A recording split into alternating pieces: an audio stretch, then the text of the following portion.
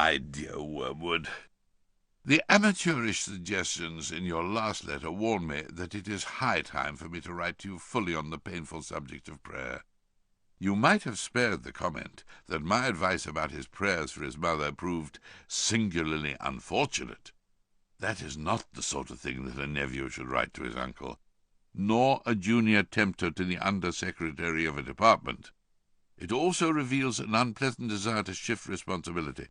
You must learn to pay for your own blunders. The best thing, where it is possible, is to keep the patient from the serious intention of praying altogether.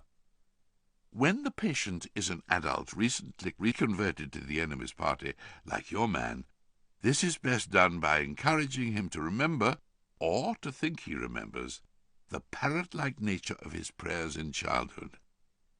In reaction against that, he may be persuaded to aim at something entirely spontaneous, inward, informal, and unregularized.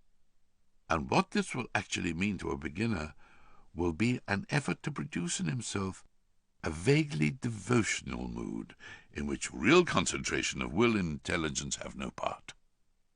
One of their poets, Coleridge, has recorded that he did not pray with moving lips and bended knees, but merely composed his spirit to love, and indulged a sense of supplication. That is exactly the sort of prayer we want.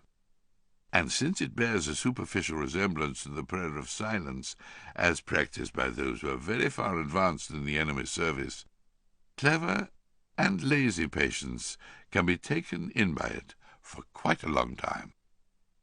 At the very least, they can be persuaded that the bodily position makes no difference to their prayers, for they constantly forget what you must always remember, that they are animals, and that whatever their bodies do affects their souls.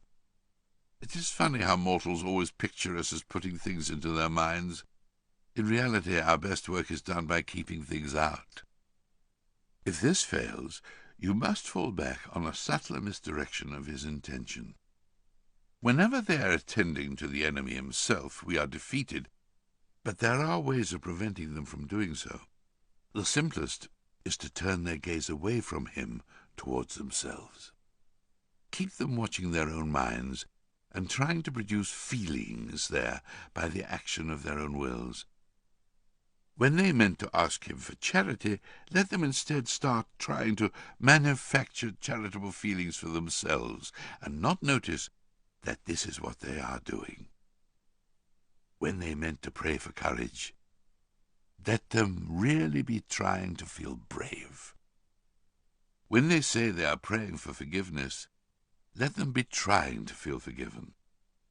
Teach them to estimate the value of each prayer by their success in producing the desired feeling, and never let them suspect how much success or failure of that kind depends on whether they are well or ill, fresh or tired at the moment. But of course, the enemy will not meantime be idle. Whenever there is prayer, there is danger of his own immediate action. He is cynically indifferent to the dignity of his position, and ours as pure spirits, and to human animals on their knees he pours out self-knowledge in a quite shameless fashion. But even if he defeats your first attempt at misdirection, we have a subtler weapon. The humans do not start from that direct perception of him which we unhappily cannot avoid.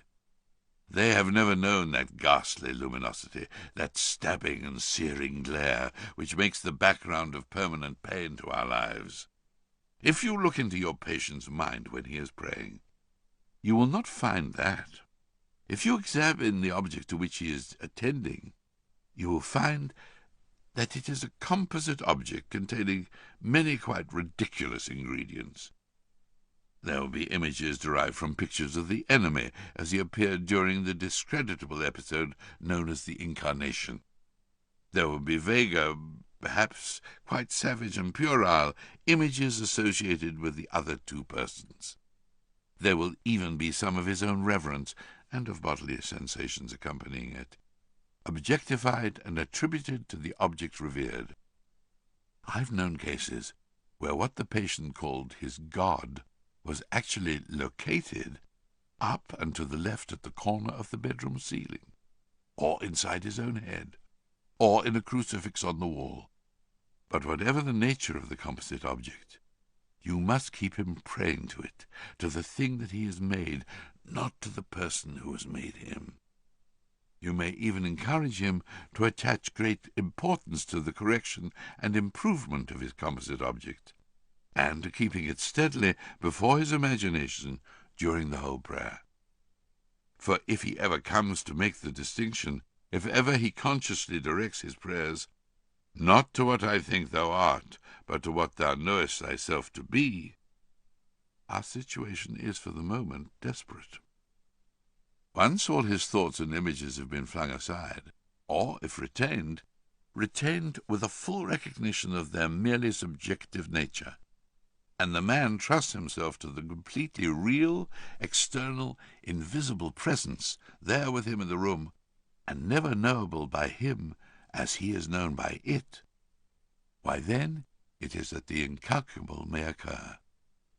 In avoiding this situation, this real nakedness of the soul in prayer, you will be helped by the fact that the humans themselves do not desire it as much as they suppose.